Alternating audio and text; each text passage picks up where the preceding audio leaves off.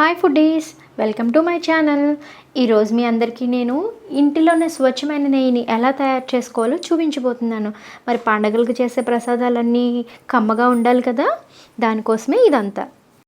పాల మీద మేగడ్ని, పెరుగు మీద మేగడ్ని కొన్ని రోజుల పాటు, అంటే ఒక వారం 10 రోజులు ఇట్లా స్టోర్ చేసి పెట్టుకోవాలన్నమాట. తర్వాత మీకు మందపాటి పాత్రని కానీ, ఇలా ప్యాన్ కానీ, ఏదైనా సిల్వర్ది కానీ ఏదైనా కూడా మనం తీసుకునేది నెయ్యి కాయడానికి మందంగా ఉండాలి. అడుగు మందంగా ఉండాలండి. అడుగు అంటకుండా ఉంటుంది, నెయ్యి త్వరగా మాడిపోకుండా ఉంటుంది. నెయ్యి ఎప్పుడు చిన్న మంట పైనే మనం కాచుకోవాలి, లేదంటే దాని టేస్ట్ చేదైపోతుంది అన్నమాట.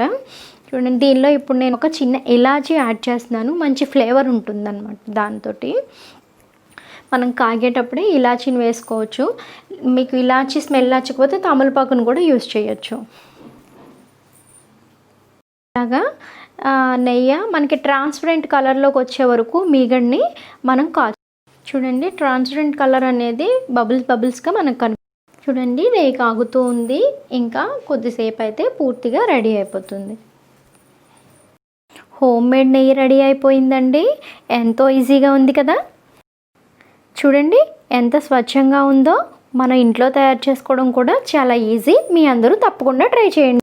మీకు కనుక ఈ వీడియో నచ్చినట్లయితే నా ఛానల్ని సబ్స్క్రైబ్ చేయండి. అలానే పక్కనే ఉన్న బెల్ ఐకాన్ని యాక్టివేట్ చేసుకోండి. Thank you for watching.